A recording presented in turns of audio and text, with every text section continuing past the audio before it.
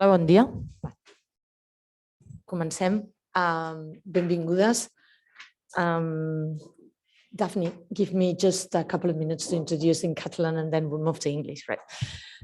Bon dia. Ui, és que veig cares conegudes. I em fa gràcia, clar, això és el que té quan vens d'aquest sector. Doncs res, bon dia. No m'allargaré gens, només una mica d'introducció. M'agrada que estigueu aquí en aquest hub Cambra Digital, que és el que com a cambra innovadora que pretenem ser, doncs vam inaugurar no fa gaire precisament per aquest tipus de trobades, per posar el focus en el coneixement i veure com aquest coneixement impacta la indústria i el teixit econòmic del nostre país. Per tant, vull donar la benvinguda tenim amb nosaltres l'Ignasi Ribas, que és el director de l'Institut d'Estudis Espacials de Catalunya, amb qui segur que col·labora molt de vosaltres i ja coneixeu, i també el Dani Marco, que és el director d'innovació del Departament, ara ja Conselleria de Polítiques Digitals i Territori i Vicepresidència, que també segur que coneixeu. Després hi ha moltes altres cares que podríem saludar, però en fi, benvinguts. També tenim amb nosaltres avui qui és la persona important, diguem, rellevant en aquesta sessió, que és la Dafni Dimoudi, que és Space Downstream Entrepreneurship Officer of EUSPA. I ella és la que avui ens explicarà de què van aquests fons i una mica ens posarà el context de EUSPA a dins del que és les diferents agències europees i quina fa cada cosa i com podem des d'aquí accedir a aquests fons en un moment en què el New Space està en creixement, segurament a tot arreu del món, però en particular aquí a Catalunya. Sabeu que hi ha una estratègia important que ve, ara em surten les paraules en anglès, que ve dissenyada des de, o diguem que ha fet una pressió important des del govern català, però que compta amb molts altres grups com és l'IEC, que és el que està agafant el lideratge més important a nivell d'actuar com una mica d'agència o oficina, i després molts altres com és l'UPC, com és el cartogràfic, com és en aquest cas la Cambra, una mica en defensa del més, tots defensem el teixit productiu, però una mica com en representació, i també l'IDOSCAT. Són moments complicats, us volia dir, són moments complicats perquè sortim d'una pandèmia que encara no hem sortit del tot, de fet estem enmig d'una crisi humanitària considerable, molt important, però no oblidem que venim també d'un context social i climàtic complicat i que ara mateix no sembla tan important potser perquè tenim aquesta crisi humanitària, però que no el podem oblidar. I de vegades la gent pregunta i què fan aquesta gent parlant d'espai en un context tan complicat? Doncs jo voldria remarcar que és precisament quan hem de fer els deures. Podríem fer els deures quan estem bé, però si més no, el que no podem deixar o no podem oblidar és que les dificultats venen quan no estem preparats i per tant ens hem de seguir preparant i hem de mirar de tenir un model econòmic que sigui resilient, que sigui basat en el coneixement, que és el que al final ens treu de totes aquestes situacions complicades. I per això espai que engloba precisament el talent molt important en el sector espacial i tenim dades que posen de relleu quina és la diferència de l'accés a les carreres superiors dins el món de l'espai està en el 72%, mentre que si ho comparem amb la mitjana de la resta de l'economia potser està al voltant d'un 40%, per tant és un sector molt important en coneixement. I també, insisteixo en el tema climàtic, l'espai, per exemple, ens pot donar moltes facilitats i molts serveis al voltant del clima i aquí em podria allargar molt i no ho faré. So, going to where we have to stand, as I said, I introduced Dafni. She's going to explain us all and everything about these funds. We are extremely happy and that she could come and join us physically because these days it's a bit complicated. We have also streaming and everybody else that is not here can hear us and can afterwards, of course, use this presentation. But it's nice to have you here so that we can afterwards discuss and have a B2Bs, which is always important. But before you go into your presentation, let me just give the floor to my colleagues. I'm not sure, Ignasi is the first one, or the second one is the director of the Espacials Institute of Catalunya. Endavant, Ignasi. Molt bé, bon dia a tothom, és un plaer ser aquí. Bon dia, Mònica, també, i gràcies per organitzar aquesta sessió. Tenim la col·laboració de l'IEC i Dani Marco, director general a la Generalitat.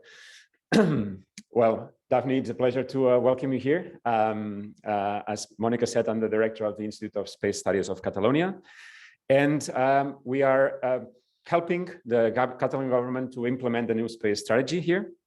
And the main goal is to promote the growth of the space ecosystem in Catalonia, basing on the strengths that we have already here and looking for new opportunities, as you will be presenting today, right?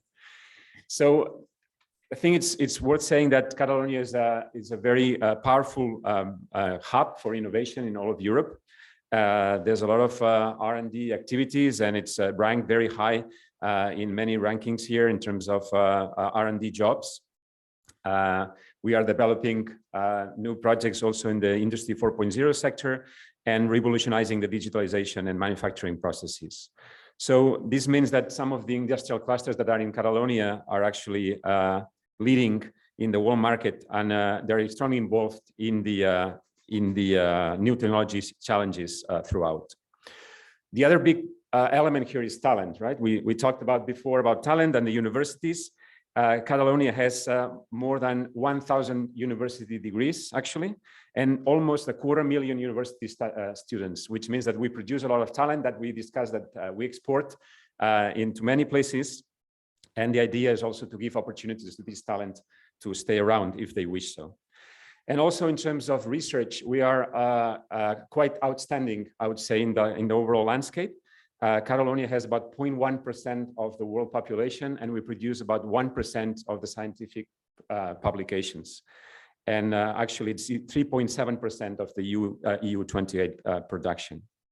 So in terms of research, we are doing quite well, I think. And we have also a very flourishing startup ecosystem that is also ranking high on many of these rankings that are produced throughout. I'd like also to put in context our institute, IEC. We just celebrated last year our 25th anniversary, which means that we've been around for quite some time already. And within our institute, we have the three of the major universities in all of Catalonia. That's the Polytechnical University of Catalonia, the Autonomous University of Barcelona, University of Barcelona, and the Spanish Research Council. And I talked about talent, and talent is produced by these universities. There was a very nice example last week or 2 weeks ago. We had the Symposium on Space Educational Activities that was held at the UPC. It was extraordinarily well attended. There were more than 400 people there, many young people, which is also was really nice. So it's already a good illustration of this powerful ecosystem that we have here. We have a strong involvement in the ESA space program through leading a lot of missions for basic science, but also Earth observation, GNSS, and telecommunications. And just to quickly say, our main R&D areas are EO applications, so sensors of all kinds and data processing and AI, payloads for telecommunications like radios and so on, GNSS payloads as well, mission concepts, potentially in the future quantum communications, and also downstream applications, which, as we know, they're a very important part of the value chain. We are also very much interested in the ground segment here through the teleports and for satellite communications, and potentially producing sites for testing some of the facilities, some of the developments that are produced here, and launchers, micro launchers, and rocket engines, and so on, right? So we are also, as part of the new space strategy, pushing the overall digital ecosystem by putting out missions for telecommunications and 5G, which will complement as well these missions on Earth observation that we are all pushing forward. And we firmly believe that many of the challenges that we have today, climate change, connectivity, Earth observation, IoT, all these can be very much perfectly addressed from space, and that's why we believe that firmly we have to push this sector here. So we're thrilled to see a program like Cassini come into place with this €1 billion investment in the next years that we're eager to hear about. So thank you again for being here and have a nice session today. Thank you.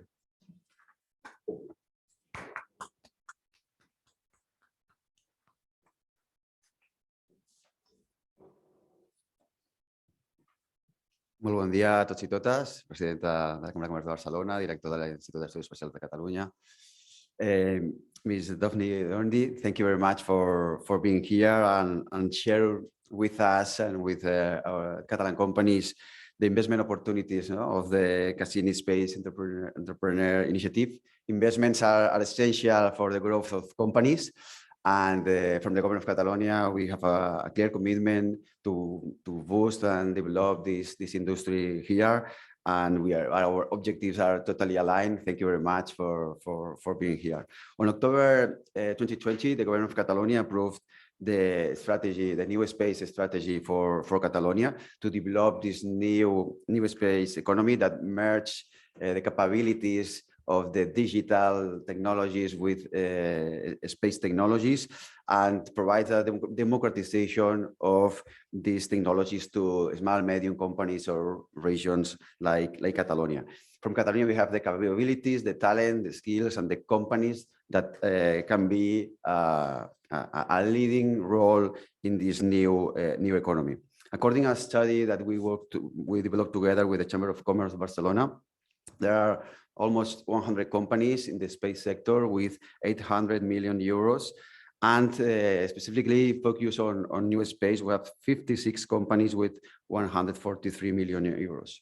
According to these companies, in the next 3 years, they are going to more than multiply by 4 their revenues and workforce. That it's relevant for us. That is really an emerging but a growing market here in Catalonia.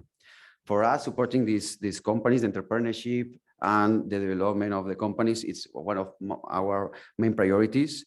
We launched last year a program, the Sector Space, that was a European program that was hosted by Catalonia to connect companies with investors, that it's private investors in this case. And along Kim Barcelona from the Chamber of Commerce, we collaborate with Galileo, a Copernicus Master, that are for creating these ideas that later on can be new businesses. Also with the Universitat Política de Catalunya, we reactivate the SABIC in Castelldefels, the SABIC Barcelona, and we are going to incubate 21 companies in the next 3 years, 1.8 million euros program, together with the Government of Catalonia, UPC, and ISA, that are also going for growing this sector that later on can access to bigger investment opportunities. Also, we launched the Digital Catalonia Alliance, New Space Community. It's a specific community of the space sector in Catalonia that already has 60 companies on board. That means that almost all new space companies are indeed as part of this community. That also is a cross-technology community with cybersecurity, drones, 5G, IoT, artificial intelligence, and blockchain. That's also provide the capabilities for this value chain to integrate different technologies in the new space sector.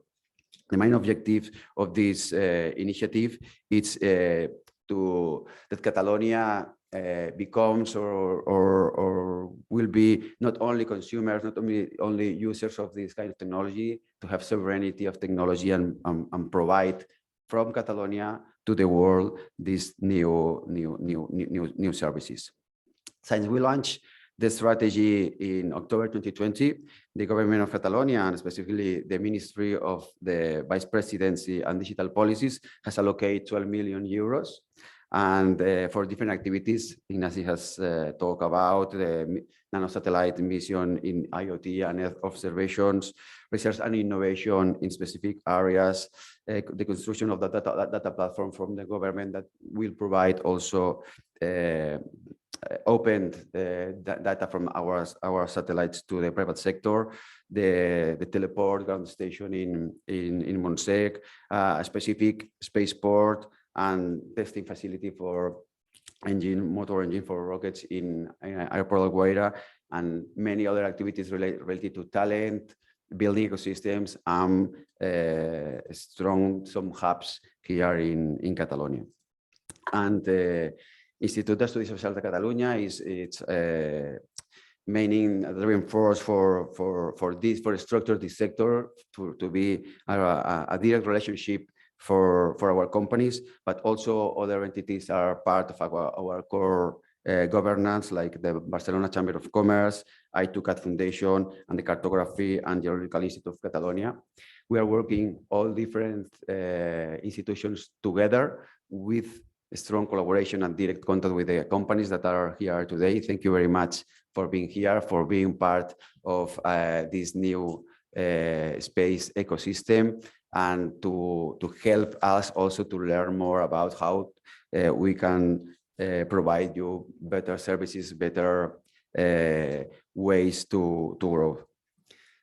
Moltes gràcies a tots vosaltres, a la Cambra de Comerç, a l'IEC, per organitzar aquesta trobada, i com he comentat, a tots vosaltres per l'esforç que feu cada dia. Al final, nosaltres des del govern el que podem fer és generar l'entorn perquè empreses com vosaltres pugueu contractar, generar llocs de feina i desenvolupar també la vostra passió, que segur que molts de vosaltres esteu aquí per la tecnologia i per l'espai. And for all, thank you again for being here. I need to apologize because I need to go to the IoT Solutions World Congress. A lot of activities here in Catalonia regarding technology, but I will be very aware about the things that you are going to say today. I'm sure that all the companies that are here are very expecting to do that. Thank you very much. And ara dono pas a Dafni Dimoudi, that Space Downstream Internship Office of EUSPA, that is going to explain about the investment opportunities of the casting program. Thank you. It's your floor. Thank you so much. Can you hear me? Yes. Bon dia. Thank you so much. First of all, big thanks to the Chamber of Commerce of Barcelona, of Catalonia, the government of Catalonia, Kim Foundation. Big thank you for the invitation. It's really nice to be here today. And I think I'm happy and really excited to give this presentation today for 3 reasons. First of all, I think it's super important because I was very happy to find out how many companies are active in Catalonia in the space sector, both in upstream and downstream. I think there is a huge potential. It's something that is growing fast. I had the very first discussion with relevant entities, and I was really satisfied to see so much potential and so much interest in this sector. And it's a sector that is generating a lot of profit, and it's something that there is a lot of potential also in the future. The second reason that I'm happy to be here and it's important to give this presentation is that I will be presenting you some funding opportunities about new space. And now is the right moment to talk about new space. Now is the right moment to talk about Cassini. Now is the right moment because it's starting just right now, and it's the right moment to discuss how the space sector, how the companies, the SMEs, the startups, and all this space economy can benefit from the new space. This is at the core of the European Commission's interest. This is one of the biggest objectives right now. This is our personal bet at the European Commission to invest in the space sector, and especially in the SMEs and the startups, and to put more attention in this direction. As I was saying, the commercialization of space is a reality. And you can see what is happening also in the US or in China. There are more and more private investments. You can see that now private companies are doing all these launches, and they are so much more advanced than Europe. We also had the issue that we could see that a lot of companies with great potential and a lot of knowledge that we generate in Europe, there were coming American private investors or Chinese and investing. So they are stealing this knowledge out of Europe. So this was a really strong message after several market analyses that we've done, and we've seen really great companies being invested by Americans or Chinese going outside Europe. So we said that this is our personal bet to put more effort, to invest more, to commercialize space sector in Europe and make it stronger and be equally competitive like these other entities, because we have the knowledge and we have the potential. So this is the right moment to discuss about new space. This is the right moment to be here today for the Cassini. And the third reason is that I love Barcelona. So if you keep inviting me, maybe next year I will give the presentation in Catalan. I don't know. But yes, thank you so much. And I'm really excited to be here today. I will say no more because I have so many things to present today. So I will start straight with my presentation. First of all, I will give you a kind of overview of who we are. Sorry, I forgot to introduce myself, the most important. My name is Dafni Dimoudi. I work for the EUSPA, the European Union Agency for the Space Program. So first of all, I would like to talk to you about what is EUSPA, what are we doing, why are we different from ESA and the Commission, so who is doing what a little bit. And then I will dive into funding opportunities. I have prepared a slide giving you all the different options, depending on the funding tickets, depending on where you are active, your company, and how mature is your company also. And I will do then a deep dive on the Cassini. So I will be really explaining you what is this Cassini that everybody is now talking, and there is still some frustration. So I will be presenting you all the components and all the initiatives. What is each Cassini component about what? Very few words about the EUSPA. So it's the European Union Agency for the Space Program. We are located in Prague, Czech Republic. Cannot complain because it's also very beautiful over there. We are a European Union agency, so we work together with the European Commission. We have more than 250 staff members, and of course a lot of external people providing services from 22 nationalities. And on the left side, you can see exactly what is our mandate. So first of all, we are in charge of providing the European satellite navigation services. So we are in charge of operating Galileo system. Except of providing the European satellite navigation services, we are also promoting the commercialization of Galileo, EGNOS, and Copernicus data and services. So we are really in charge of creating the market and creating EU products that they are using Galileo, EGNOS, and Copernicus. We are coordinating the European Union's forthcoming GovSatcom program, the governmental satellite communication system that will be really providing secure communications in the future. And we are also responsible for the security accreditation of all the EU space program components. So in a nutshell, as I was explaining a bit earlier with Mònica and Ignacio, on top, the political overview, the political overview and management of the space budget is the European Commission. They have the first and the last word of which activities will be delegated to whom and how much money will go where. Of course, the European Commission cannot do all these activities alone, so they delegate the budget and the activities to the relevant people who have the technical and business knowledge to implement these activities. So on one hand, there is the European Space Agency, ESA. You probably are aware that they are mostly active on the space upstream. They are literally in charge of manufacturing the satellites, the Sentinels, and also the Galileo satellites.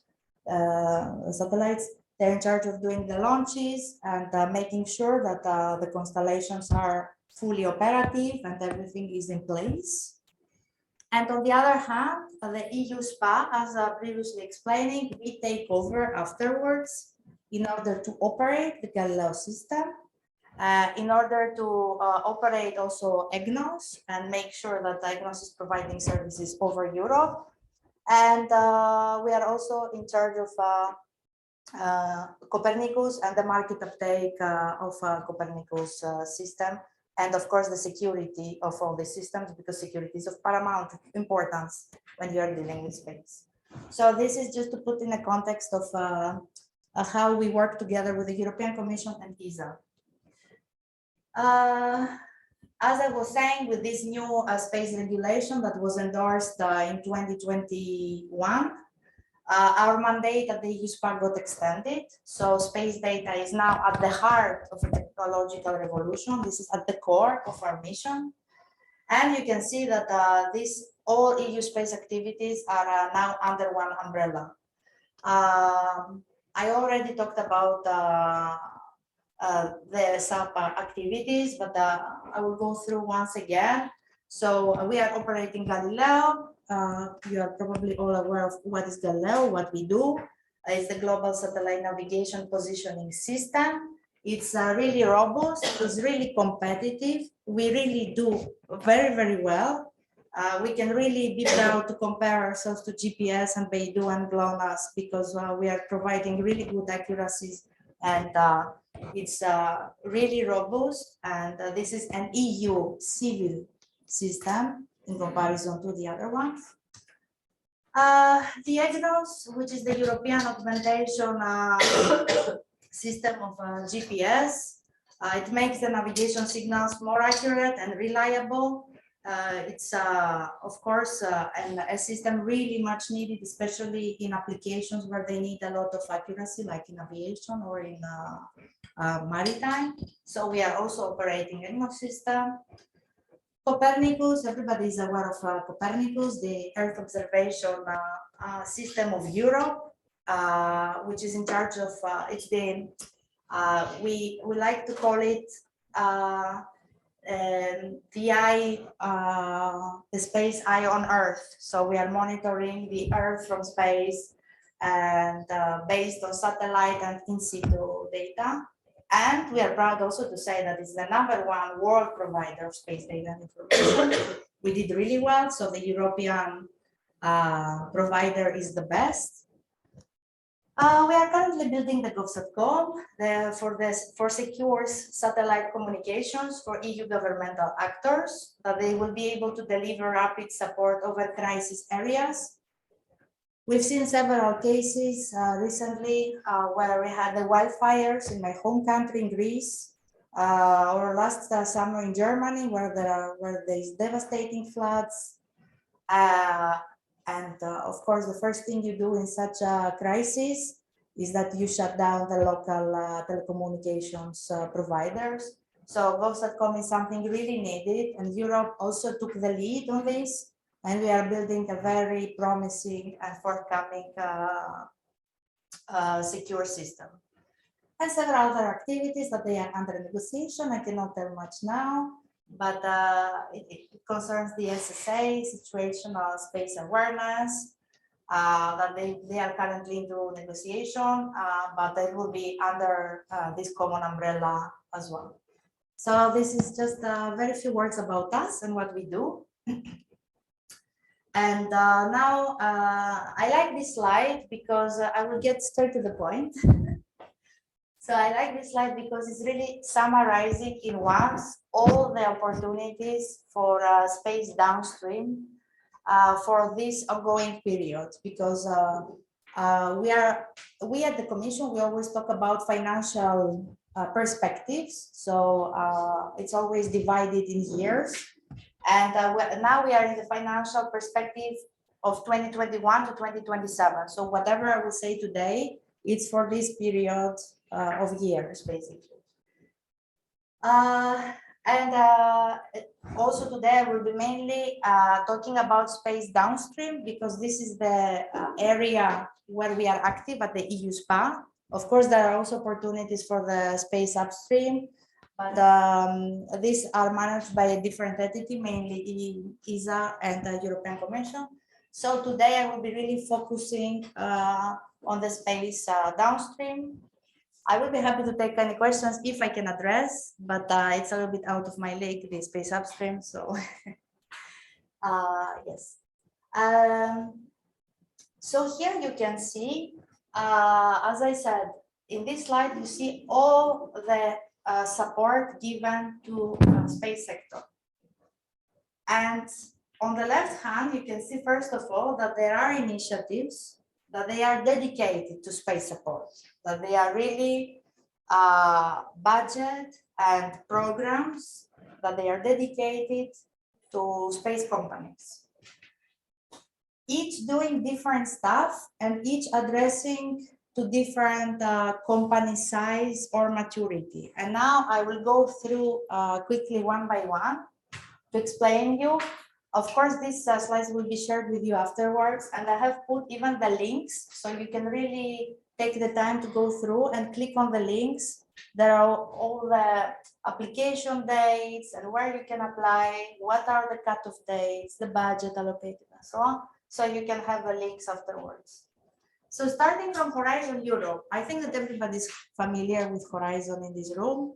It's the European Union's biggest program for research. And of course, piece of the cake, Horizon Europe is also going to space. It's a little bit unfortunate that, as I was previously explaining, that after COVID crisis and the political situation in Europe and so on, there was a lot of cut of space budget. So in Horizon Europe, there was the same impact on the space budget, but still it's quite a lot, it's quite big. And there is specifically, the space budget is under cluster 4 for digital industry and space applications. So there are different calls for different areas of activities, let's call it. We at the EUSPA, we also manage some part of this budget. We organize calls for proposals. Just to clarify that these are grants, so it's a call for grants. We already had one call last year that it closed this February. We just finished evaluation. So we will have new projects running under Horizon Europe. But there is a new forthcoming call at the end of this year, 27th of October. We'll be opening again a call, and you can take a look just to give you a flavor of what kind of topics we are funding. For example, this year we had a topic under Horizon Europe on the European Green Deal. So any kind of, and it was really open, so any kind of applications that they are leveraging both Galileo and Copernicus data, and they can address the European Green Deal, either for green transport, so for new solutions, saving, reducing the CO2 emissions, or new farm to fork applications that they are addressing the European Green Deal. There was a different topic on the critical infrastructure and about secure security and also emergency response and applications that they are addressing emergency response. And there was also another topic on consumer solutions, so literally navigation solutions or wearables or any kind of solutions that they are again using Galileo and Copernicus. So there are more coming, as I said, at the end of 2022. As far as I remember on top of my head, in the next call at the end of this year, we will have again a topic on Copernicus. There will be a topic on GovSatcom applications. Again, I think the Green Deal will be addressed. So take a look on this link and be ready in case you would like to prepare an application. Just to clarify here, because a lot of users or applicants, they often ask us, but what's the difference between Horizon Europe and Fundamental Elements and Cassini and so on?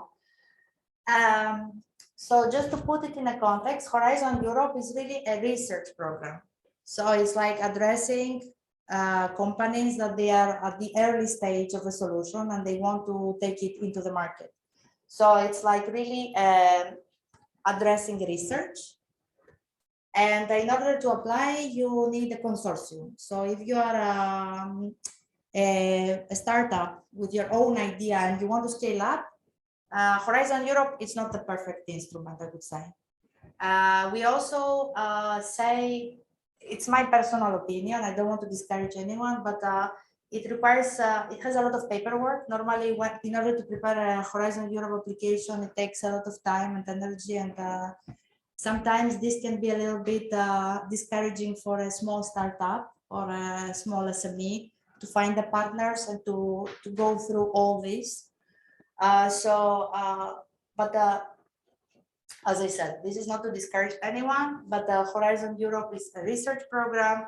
You apply with a consortium and be ready that the application process, I see a smile and smiling, knowing you've been there and this process, so you know that the application is a bit heavy for startups.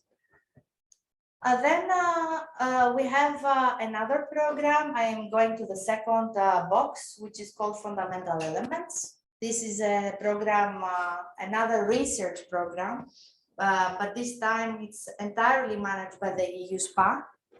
So it's our very own program. But this program is specifically targeting the development of EGNSS receivers, chipsets, and antennas. Because in the beginning, we're managing just the Horizon Europe, that it's for the development of space applications. But we said, hey, in order to get the application, you need to be one step before, to have already the EGNSS receiver in order to produce an application. And we could see that there is a lot of potential in Europe. So we created this program for the development of EGNSS receivers, chipsets, and antennas. It's also kind of funding for grants and procurements. I think it will be just to give you the envelope size is 100 million euro from 2021 to 2027. And there will be new calls for proposals already from this year. So you can visit the site of the EUSPA and see when there is a forthcoming call. If you are active in this area and you're really developing this, please check, because there will be a lot of calls and the budget is a lot. So this is another element. Of course, I'm moving to the third box about EGNSS and Copernicus in other Horizon Europe areas. Here, as I was saying before, we at the EUSPA, we manage some part of the space budget that we have in Cluster 4, but EGNSS and Copernicus is mentioned in several other Horizon Europe calls. Maybe it's not directly addressed in this. Maybe, for example, there is a transport call, but there is some reference to Galileo or Copernicus. So really, like space, you will see everywhere. It's really in the work programs of Horizon Europe. There are several areas addressing Aegis, GNSS, and Copernicus. And again, I am putting the list, of course, in case you would like to take a look where you will find. So these are really dedicated space support just for companies that they are active in space. But there are also some other instruments. The Cassini I jumped because there will be a really deep dive, so I will be explaining you one by one. So over here, we will go through in really detail about Cassini. And now I will go to the last part, to these last two boxes, that these are also some opportunities for space, but not only to space. So what I mean, the first instrument is the EIC instrument. You might have heard of the European Innovation Council. Before it was called the SME instrument.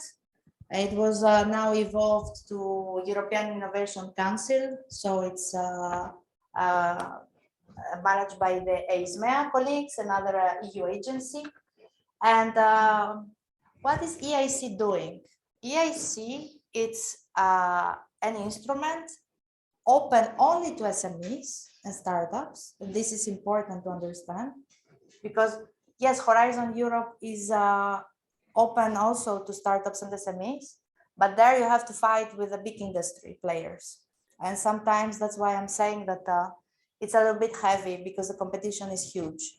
While EIC is an instrument only for SMEs, small and medium enterprises, and it's providing grants and equity, so investment basically,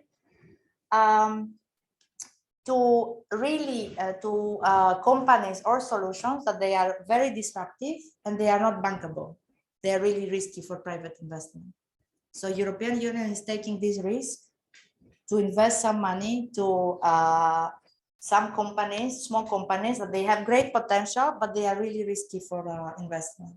And this is a really great tool because they have really big tickets as well. They can give, for example, equity of up to 15 million euro. So it's supporting a lot these startup companies that they have a really dynamic growth. And they have also different instruments. They have the EIC Pathfinder, but they are for companies that they are in the early stage, TRL 1 to 3, for example. They have the EIC Transition instrument that is for the next TRL 4 to 6, for example, that they want to do a laboratory demonstration. And they have also the EIC Accelerator that it's for more mature companies and startups that they have achieved the TRL 7 to 8 and they want to scale up. So they get the grant and the equity in order to make it to the market. So I would really also invite you to take a look to EIC. And they have also, you will see in the EIC work program for 2022 that space has a big budget allocated. It's there. So, and they have 3 cutoff dates per year. So I find it an excellent opportunity in case you're seeking an opportunity over there. And last but not least, we have the InvestEU, which is also open to space. For example, you might have heard of EIB, the European Investment Bank. They give a lot of private investment, either through indirect debt products or via commercial banks.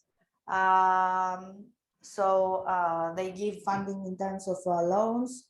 But again, it's a little bit more hard to get into negotiations and get into the investment. So EIC is for the non-bankable investment, and InvestEU, they need more like stable companies in order to invest.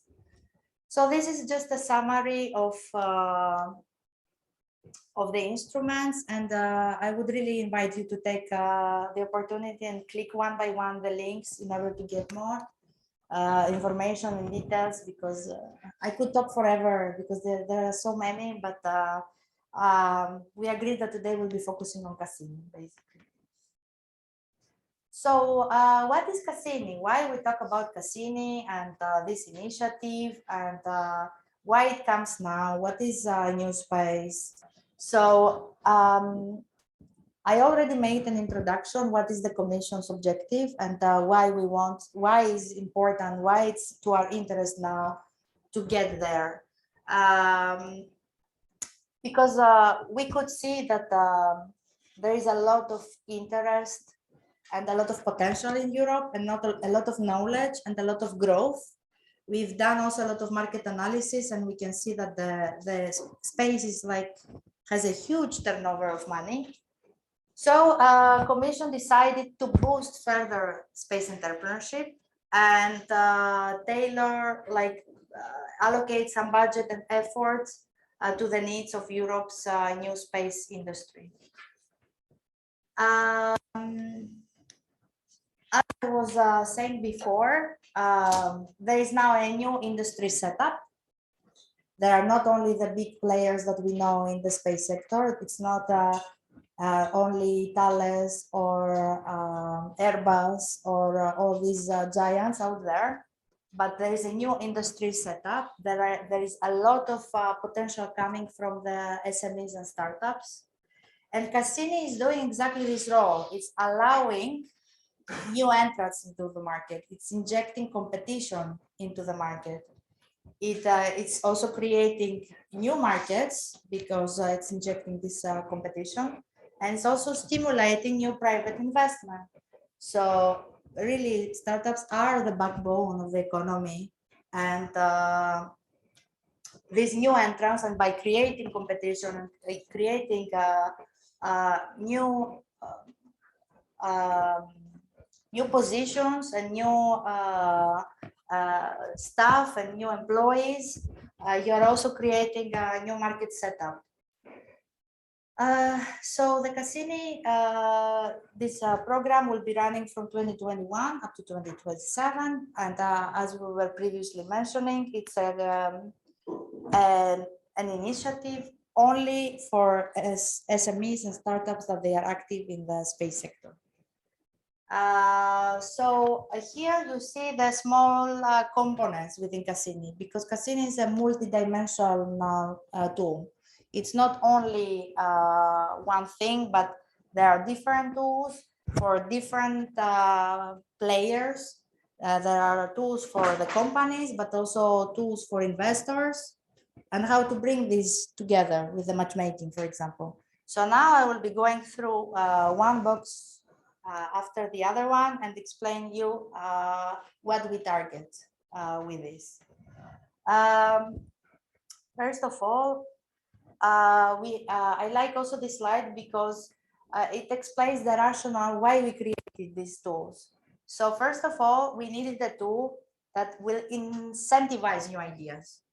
So to stimulate new ideas, to create new knowledge in Europe and new innovation. So for this, we decided that what we need is the Cassini hackathons and the Cassini prizes. And I will explain you further what is the hackathons and what are the prizes. Then one step further, the logical step after incentivizing the new ideas is developing these disruptive technologies and bringing this new idea from the early stage and the low TRL into life and developing a new product or service.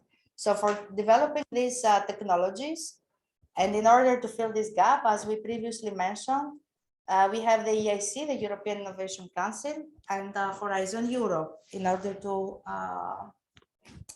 for the creation of the technology.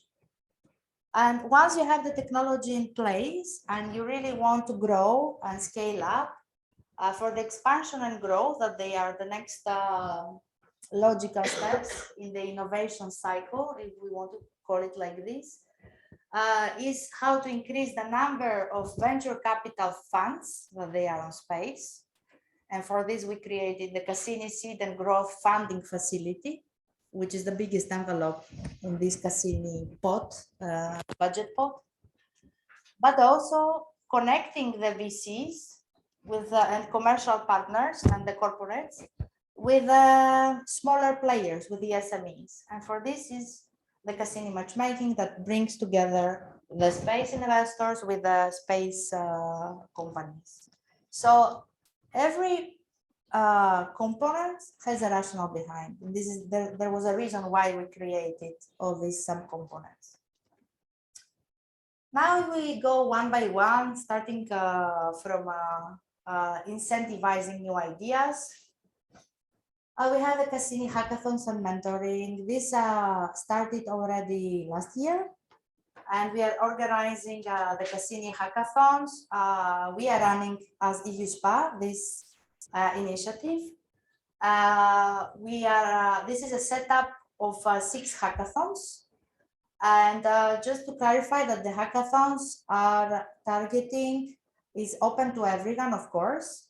I think it's a tool more suitable for university students or for companies that they have an idea and they want to implement it. So it's for the very early stage, for TRL 1, 2, I wouldn't say more.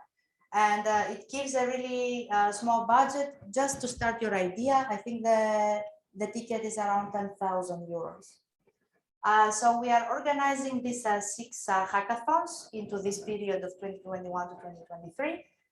We already we had the first Cassini hackathon last June, and there's always a theme into when it comes to the hackathons. For example, the first space hackathon was about digitizing green spaces. The second hackathon was focused on connecting the Arctic. So the hackers, they had to come up with solutions about how to connect the Arctic, how to exploit the space data, Galileo and Copernicus, and create solutions about the Arctic. And the third Cassini hackathon, which is happening this weekend, in fact, it's about revisiting Europe. So it's about applications addressing tourism, how to travel to different European destinations, how to use Galileo data, Copernicus data, and so on. So the hackathons are happening in 10 different European locations at the same time. For example, this weekend, we have a hackathon in Greece, another one in Poland, all at the same time. So the hackers, they really have 3 days into a room and challenge in order to develop, to program their idea. So I think this is something that works well up to now.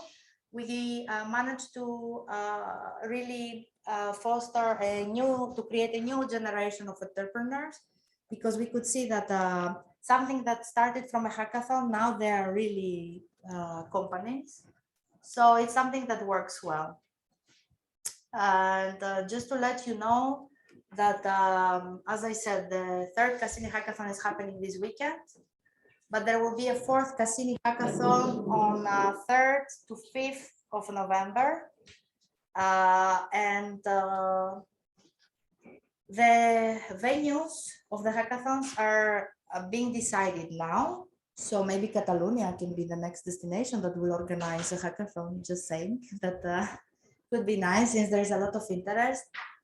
Maybe the next hackathon can be held here in Catalonia, why not? And the winner, of course, gets a cash prize that will help to develop further this idea, and also 100 hours of mentoring. We have a setup of really experienced mentors, both technical and business mentors, that they are really coaching how to get further your solution, basically. So this was about the Cassini hackathons. I'm moving forward to another component, which is the Cassini prizes. And here the Cassini prizes is again about stimulating new ideas, but it's one step further than the hackathon. It's for TRL 2 to 4, so you already have started working on the idea. And the objective is exactly to award Europe's leading innovators developing breakthrough solutions in an innovation area defined by the prize, meaning that, again, there is a specific challenge each time on the prizes, and the innovators, they need to focus on this challenge and come up with a solution. It's open only for SMEs, and for example, what is forthcoming now, the next Cassini prize is targeting maritime. It will open very, very soon. I believe in early June, you can already expect. And in case you are active in the maritime sector, you can take a look. So this prize will be awarded to the best maritime digital applications. So any kind of solution that is leveraging Galileo or Copernicus, and its detection, monitoring, and removal of microplastics inside rivers or shores or coastal zones, and in general, any kind of solution that will support the prevention of ocean pollution. This is exactly about it. And you can see that the ticket here is a bit bigger, so it's almost €1 million. And we will award 3 winners, so €1 million each, or 950,000 euro each, to the best 3 ideas that will address this challenge. Coming in June 2022, so get ready to apply if you are interested. Except of the specific challenge prizes, we do also some other Cassini prizes or like kind of competitions that we organize here at the EUSPA. This is also our very own initiative. And here again, the objective is to stimulate innovation in Europe and create commercial solutions. And what I mean, many of you will ask me, how is this different from Galileo Masters, for example, or from Copernicus Masters? This is not just a competition that you apply and you get the prize and that's all, but this is more an acceleration program. So it starts with an application and it's organized in 2 tracks. So either you have an idea and you put it into a paper and you apply just with this idea because you want to develop it into a product, or you have already some product in place, but you scale up, you want to get it into the market, you want to commercialize this product. So you can apply, and the best ideas, they get awarded a cash prize, which is around 20,000 euro. I think it's a good start for a company simply by an application. And then you have this period of 3-4 months to develop it further. So that's why I'm saying it's not just a competition, but it's rather an acceleration program. Here you can see, for example, some success stories, some solutions that were developed by our My EU Space contestants. For example, one startup, in the context of My EU Space competition, they developed this panic button along with a mobile application. So in case there is an attack or a domestic violence incident and so on, the person can activate the button, which is, for example, it's integrated in a smart jewelry form. And the application will set the coordinates of the person under attack into some selected contacts of the person. Some other startup, and in fact they are from Catalonia. We are proud to say that they are from here. They developed these smart glasses for improving mobility of people with low vision. And attention, it's not about blind people. This is another market. So they are addressing a market with people with low vision. So they can see part of the things. So with these smart glasses, it can navigate them and it can really safely, the navigation can really safely guide them to their desired destination. Another solution was about smart agriculture. So they developed also a mobile app for sustainable precision farming. It's using Copernicus data and shows the quality and current status of crops, for example, and it helps the farmers to make decisions about farming. So as you can see, it is open to almost any kind of innovation, active in any kind of market segment, either in transport, consumer solutions, drones, robots. Really, it's really open. And there will be a new My EU Space competition, great news. So we'll be launching a new competition again at the end of the year. So in case you have just an idea, or in case you already have some kind of product in place and you want to take it further, to take it into the market, I think this is a great opportunity. And we are giving around 1 million prize pool. So it's not just one winner, but we really give the opportunity to more than 40 startups to accelerate. The next component, we moved from the incentivizing new ideas. So these were initiatives directly for the companies that they want to get some funding in order to grow. But one thing we considered very important is to bring the companies in contact with the investors, with the private investors. So this tool, this component is exactly filling this gap. So we have the Cassini matchmaking. It's first of all, it's an online platform where you can prepare your application. It's really user-friendly, so you fill in some data about who you are, what is your startup doing, in which sector you are active, and what kind of ticket size you are seeking for, what is your financial needs.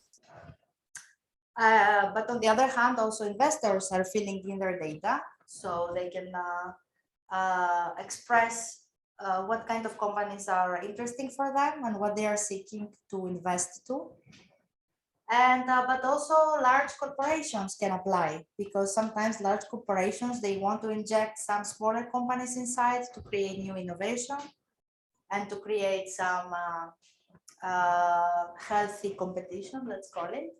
So first of all is this Cassini matchmaking platform where all these people apply. And then based on this data, we organize the Cassini matchmaking events where in real time, based on what you expressed, we will bring you in contact with a relevant investor that was interested in you, or the relevant corporation that they might want to do some business with you. Right now, the Cassini matchmaking platform unfortunately closed for applications, but there will be a new opportunity at the end of this year. And the events will be also at the end of this year. So you can see that, again, the entire value chain can benefit. The startups can have direct access to investors. The investors can get in touch with high-performing companies. And the corporations can also fuel innovation and make their organizations fitter for the future. And as I was saying, this is the application process about the platform. I'm not going through right now, because in any case now it's closed for new applications. But in the future, you can find the link. At the end of this year, the platform will be open again, and I would really encourage you to apply, because I think that this is really your ticket and your access to the investors and how to get in contact with them after all. And after we talked about all these initiatives, mainly targeting the startups and the funding and how to grow, I will now jump into another Cassini component, which is the Cassini Seed and Growth Funding facility. It's the Cassini, the InvestEU, known from the past. This is not an initiative directly from the companies, but this is an initiative we are kind of building right now with the European Investment Fund, with EIF. And how it works. This is a huge budget envelope. It's around 1 billion euro that the EIF will invest in the VCs, in the venture capitals, that they are active in the space sector. So, and all this money that will be invested on the VCs will be flowing down to the space startups or space companies after all. And now some of you might ask us, and what the EUSPA has to do with EIF and the VCs and so on. So now our role as EUSPA is to educate EIF. So we are working together with ESA and European Commission to educate EIF, to give them our know-how, to present them what are the space companies that they are the most active, the most interesting. We are really using our market intelligence of what are the most promising trends coming in the future. What are the biggest revenues generated from? Because EIF, let's be honest, they are business people. They don't have the knowledge specifically in space. So we are flowing down our knowledge together with ESA into EIF that, as previously mentioned, they will be educated to invest this money on the VCs, and the relevant VCs will then further invest all these funds of 1 billion into the space companies. So this is the most ambitious. It's a really huge budget envelope, and the type of funding, it will be mainly venture capital funds or private equity, as you can understand. And it will be open to any kind of company that's developing space technology in both upstream and also downstream. So this is the most important. We're giving them technical expertise and the business expertise from ESA and EUSPA into the EIF. And the very last component, and I'm coming almost close to an end with the Cassini overview, is about the Cassini business accelerators. This is also an initiative not directly for the space startups, but it's about any business accelerator that is active. So again, we will be investing some money to the business accelerators that will be able to accelerate, to mentor and coach the space businesses, because we could see that there is a need in this direction, and we as Commission would like to strengthen the company's business development and to help them to develop go-to-market capabilities. And that's why we are funding the business accelerators that will accept the space SMEs and help them to improve the company's access to financing, help them really to develop their business plans, how to approach the customers, and in general into how to generate business development. If you are aware of any business accelerators in Catalonia, I know that there is an ISABIC we discussed earlier, that they will be interested to receive funding and apply and be active in this. Of course, this is the perfect opportunity.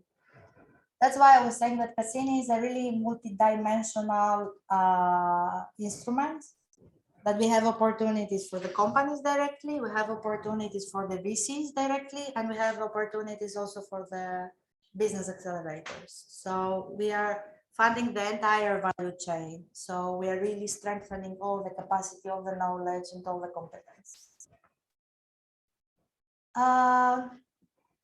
I decided to include also this slide in the presentation today because except of all this European Union's funding, I think it's also important for you to seek for opportunities on some regional level. So in order, sometimes, okay, I know that from Commission and EUSPA, I have access to Horizon Europe, Cassini, and so on.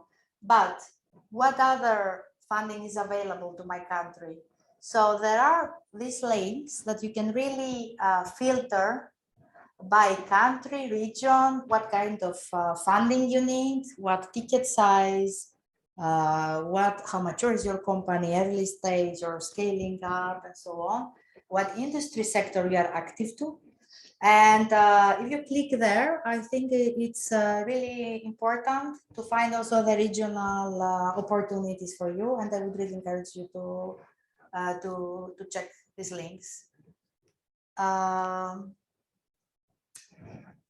So to summarize my presentation for today and what EUSPA support is offering to the startups, especially under Cassini, we are helping, first of all, the startups to directly develop their solutions, as we are managing the hackathons, the competitions, and also some development programs. So we are really creating a network with the startup. So if you really want to work with us, come to talk to me and really come in touch with us, because we can really help you to find some opportunity for you. We give direct funding to the startups from a very early stage, but also through Horizon Europe, as I was saying, through EIB, venture capitals, and so on. We are able to provide any kind of advice as well. You can get in contact with us and we'll be happy to provide you with technical advice, business advice. We have a very good pool of experts that they are really good experts in their market segment. Either you are active in aviation or drones, or like in maritime or in agriculture, or depends what is your field. They can really help.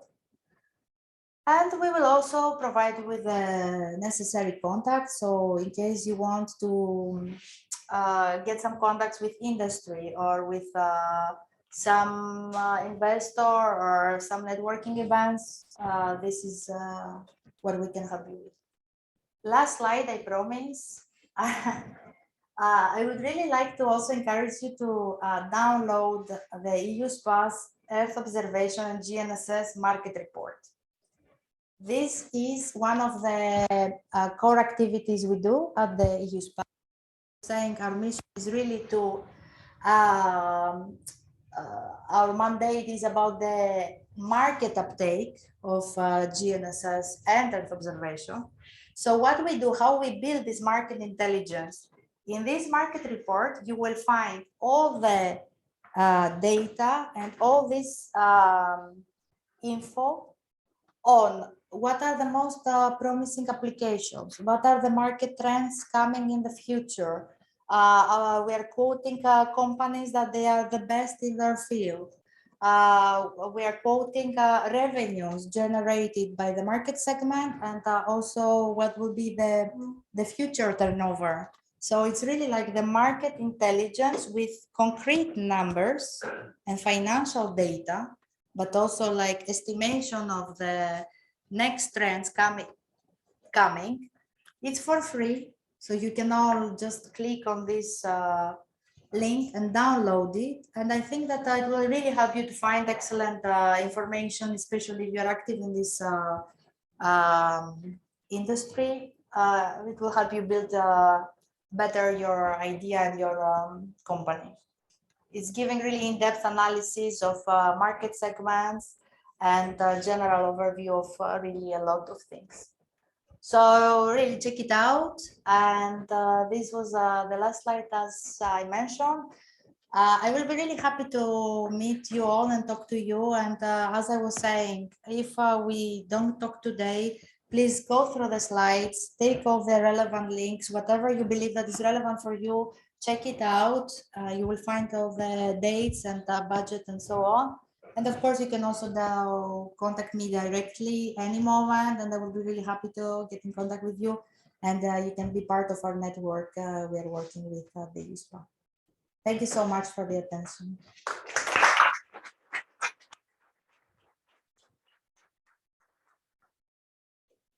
Molt bé, no marxeu, que ara comencem el preguntes i respostes i després tenim, està previst un cafè networking.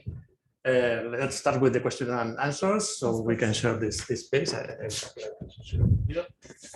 And well, first of all, I would perhaps introduce the question or some picture about the moment that we are facing regarding the new space ecosystem, especially in Catalonia and in Spain. No, in some way we can see that perhaps there is a big gap between the offering and the real needs of the market. In one side, we have the offering of for example, for the Copernicus, we are generating about 20 terabytes per day of data that is to be processed and to find a way to reach the end user. And the other day, in the other hand, we have a market that is still sleeping, that is not developed. Perhaps a big part of this market, especially the verticals, are not aware about how they can get advantage of the space instruments and solutions. So in the middle are all of us. So all the startups, the entrepreneurs, the big corporations that are developing and processing of this raw data in some application that could be useful for these verticals and the end user. No? And I think in the Earth observation, in the GNSS, and also the communications for the companies and for governments. No? And in this middle place that we are trying to build this bridge are also these instruments. No? The instruments that formerly the representative of the government, also Ignasi has explained it, the instruments as this kind of space agency for the Catalonia, they are leading in this initiative, and also the space agency that is going to be built in Spain, the Agencia Espacial del Espacio, that by the way, I think these days are going to be decided the city, which will be the headquarters. Perhaps we can make a poll between our companions here. Where do you think that will be the city that will be decided for the headquarters? I think there are 8 cities that are competing. It's Canarias, Seville, Teruel, Albacete, León, Puerto Llano, Barcelona, and Tres Cantos in Madrid. What do you think? You can raise hands for Canarias, Seville.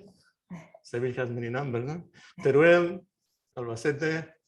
No raising hands, no? León, yeah, has many numbers, no? Puerto Llano, Barcelona, okay, perhaps it's a bit biased, and Tres Cantos, Madrid. I think that I think the future is decided already.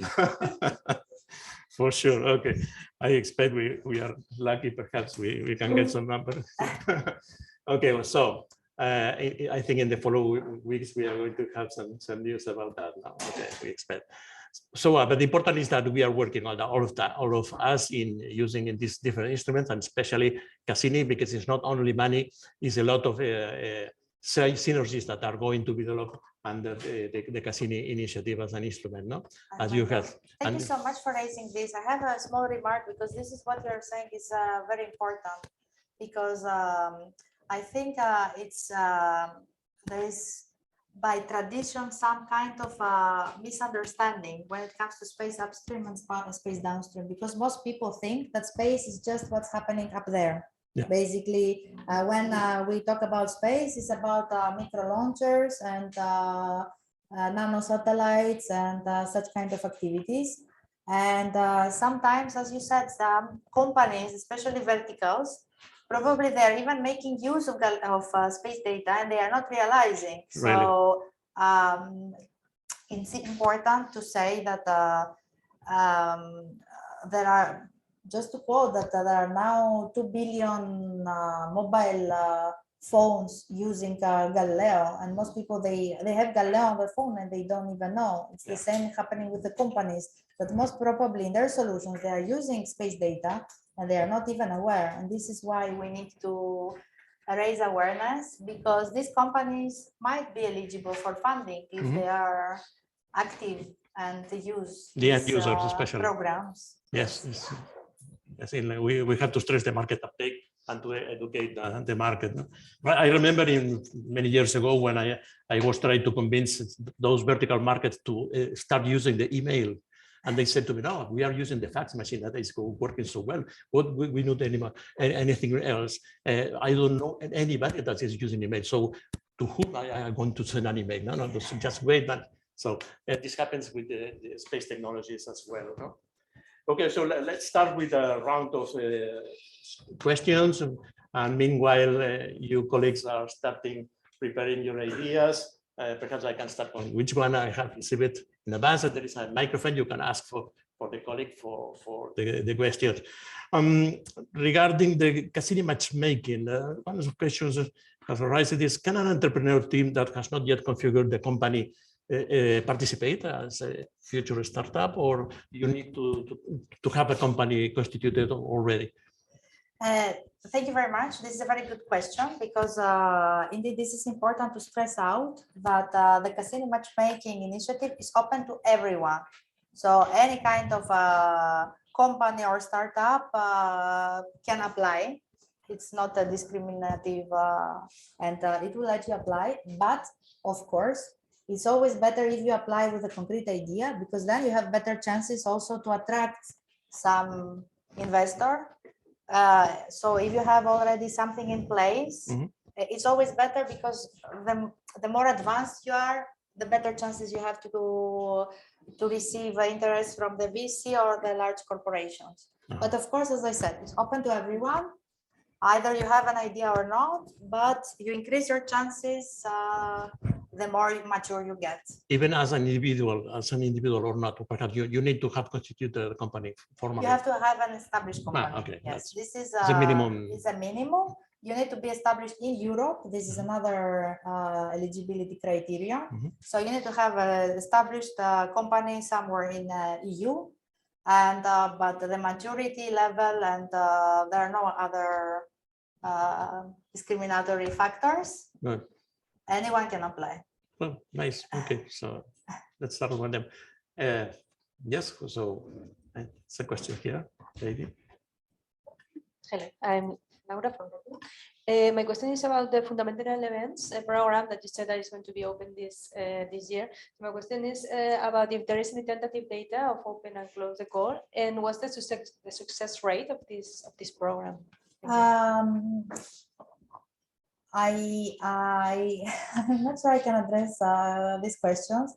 I know that there will be multiple calls for proposals, calls for grants, addressing different market segments, for example.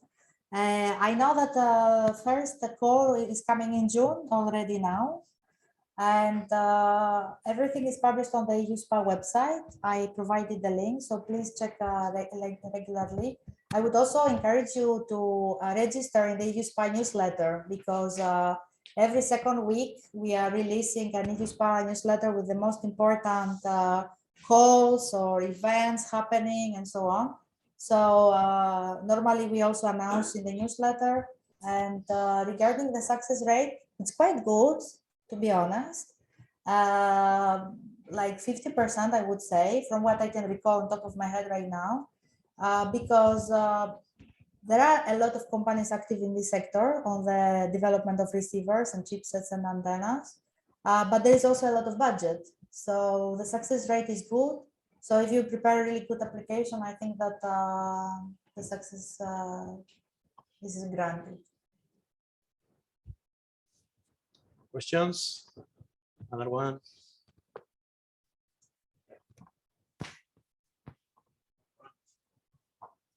Hello, I'm Vivek Cabuz. I represent Entity Data, former Everis in the past here in Spain.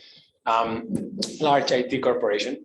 I would like to understand, you've mentioned about promoting competition on the space ecosystem. What is the role, how do you expect the role of these large corporations to play into these into the Cassini matchmaking, and how can we differentiate to be a relevant player? That's a very good question. Thank you very much.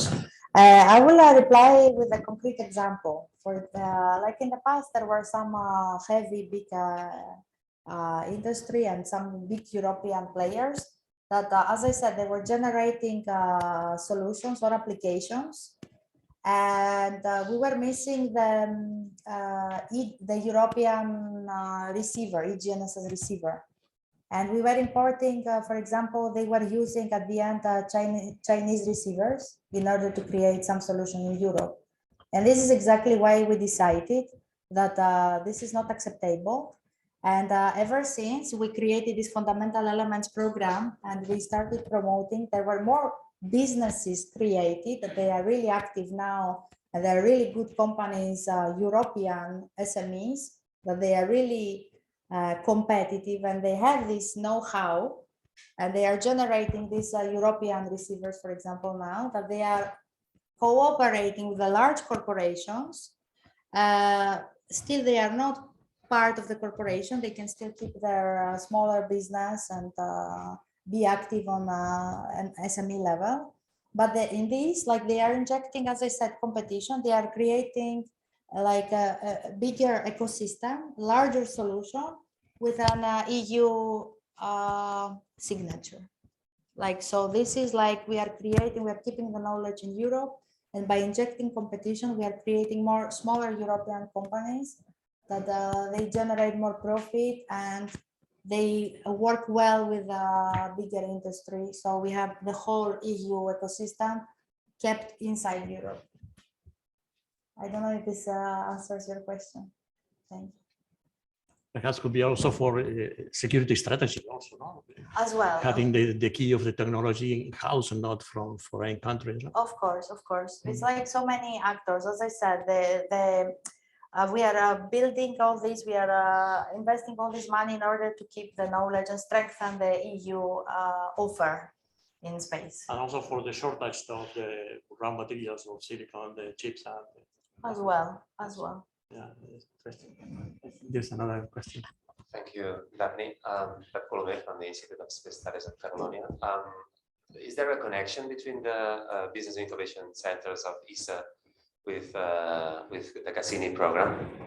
And in these incubation centers, you know, companies are somehow starting there with new ideas, which has a lot of similarities with several posts that you mentioned or programs, right? Is there an active collaboration with ESABICs or not?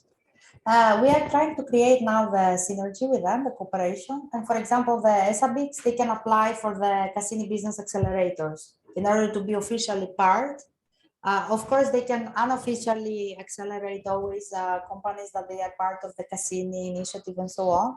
But right now, there is a dedicated program even for any kind of business incubator. ESABICs are also welcome to apply with an offer and be officially part of this ecosystem so they can work more closely with us.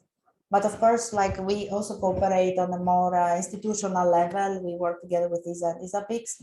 But yeah, I would say that this tool, this instrument is for them.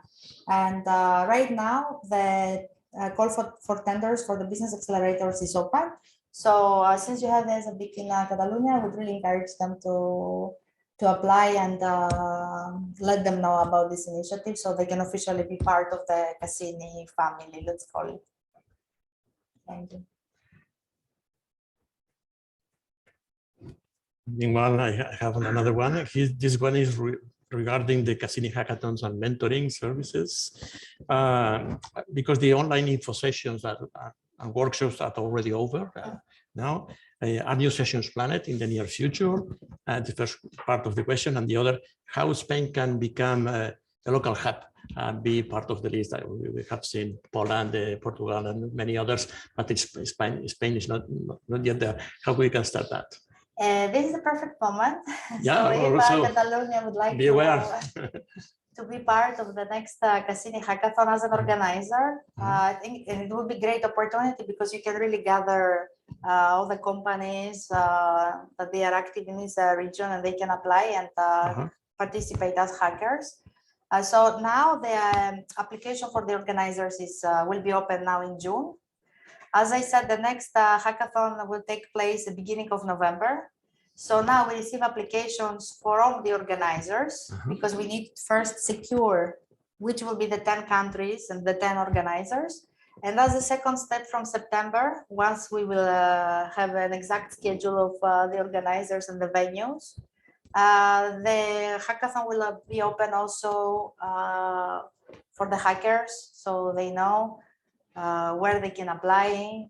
And if there will be something here, I think it will be great, so we can attract all the... Yeah, it should be in Barcelona for sure, even if we don't have the headquarters of the space agency.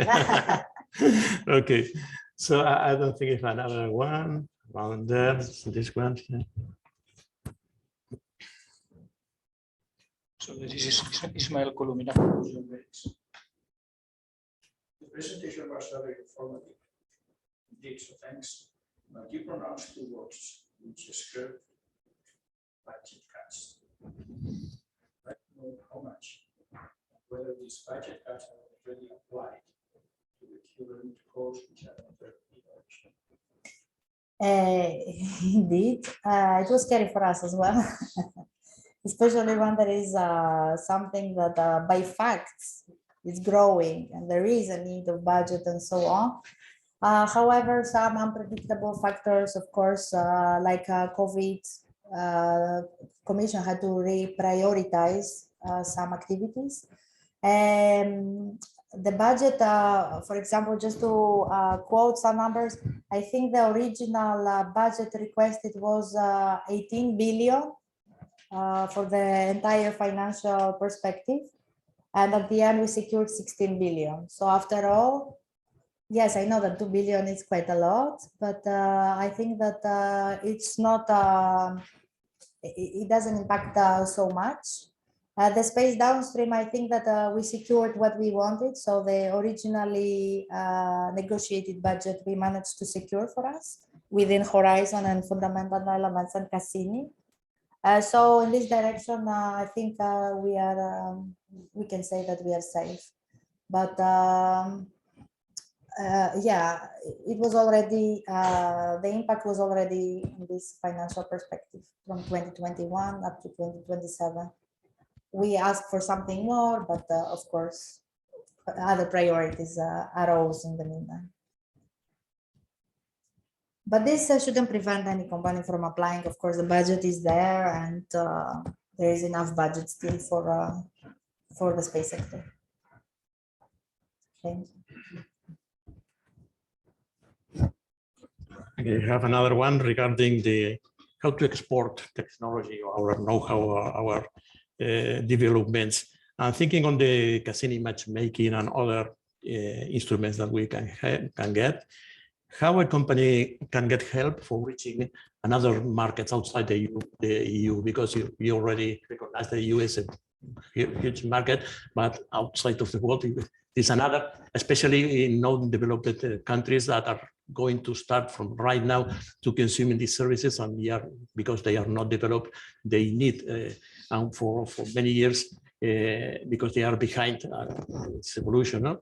By the way, I'm going to attend next week in Ecuador a little congress that organizes for International Astronautic Federation that involves this subject specifically, how to foster the market in the spacefaring new countries that are starting in this market. Now, how we can get help in order to export our technologies and applications? That's a very good question, because indeed we are doing our best to create the knowledge and strengthen the markets and the competitiveness inside Europe. But since we are generating all these products and services, it's important to export outside Europe and being competitive, facing the Eastern countries and the United Indeed, States. Because we managed to create some space systems that they are really, as I said, Copernicus is the best, and Galileo is a very, very competitive in terms of services also with other GNSS.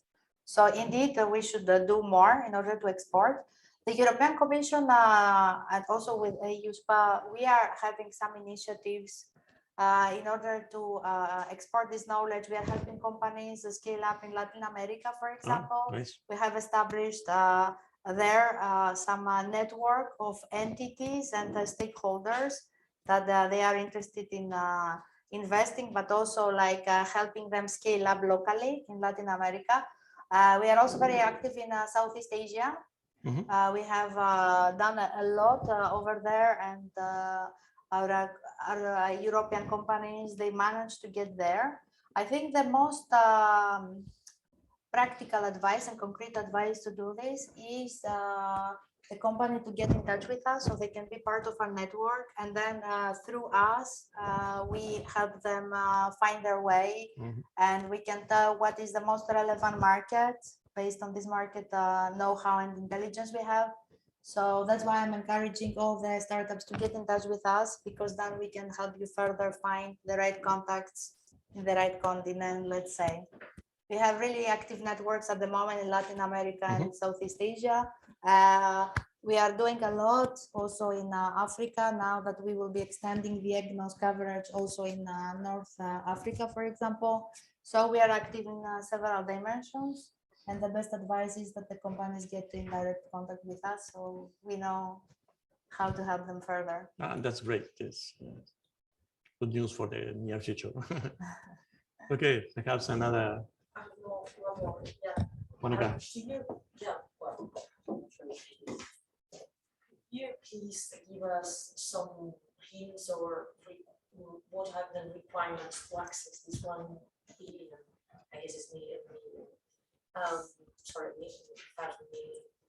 euros for this program. What are the main requirements? So if we go from here now, we decide, okay, we want to join this program. What are the main requirements for the company to access this?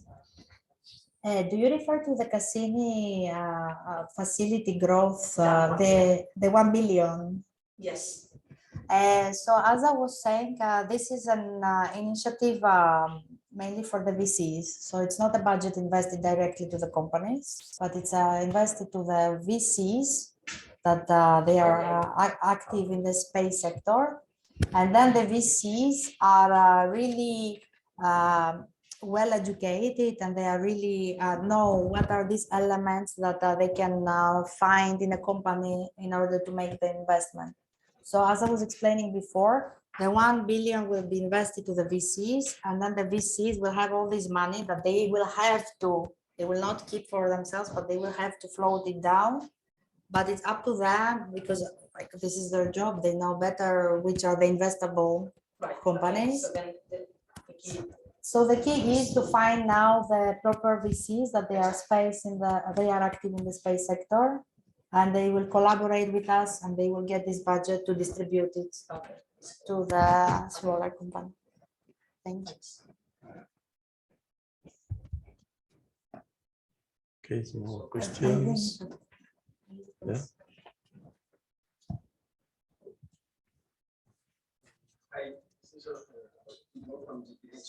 So how do we find this? The VCs will find you. So as I was saying, the best for you is first of all to apply in the Cassini matchmaking platform, because in the platform you can express what you are doing, what are your financial needs, what kind of investment you need in your company, and also the investors from their side, they also apply what is to their best interest, where they would like to invest. And then through the Cassini matchmaking, we bring the relevant VCs in contact with the relevant startups. So the best thing you can do is first to apply in the Cassini matchmaking, and second to get in touch with us. And we have a very big network of investors that we closely collaborate with. So based on the area you are active in, we can say, for example, Seraphim VC, they are looking into companies that they are now developing drones, for example, I don't know. And then we will also do this kind of matchmaking. So this is like 2 dimensions activity. Cassini matchmaking and us as EUSPA, that we can do this for you. One. No. Then we can now next to the coffee break for networking. Well, just to say thank you very much. First, Dafni for coming and explaining in such a detail all these and see what we can do from now on. But we look forward to get more information through those links and be able to grow the space sector here in Catalonia. Thank you also, Armengol, for moderating this or chairing this question session. And thank you everybody for coming. I think this was addressed to several, but not all space TLRs, let's say, but I hope it's been useful for some of you, and I hope we can get the chance to use these funds for the benefit of the space sector here in Catalonia for all of you in the end. So I think we have a coffee chat or coffee break in which we can exchange ideas and more questions that we'll probably raise during the coffee. Thank you very much. And yeah, we as a Chamber of Commerce, we are here to help you whenever it's needed. So feel free to contact us for any further question. Thank you.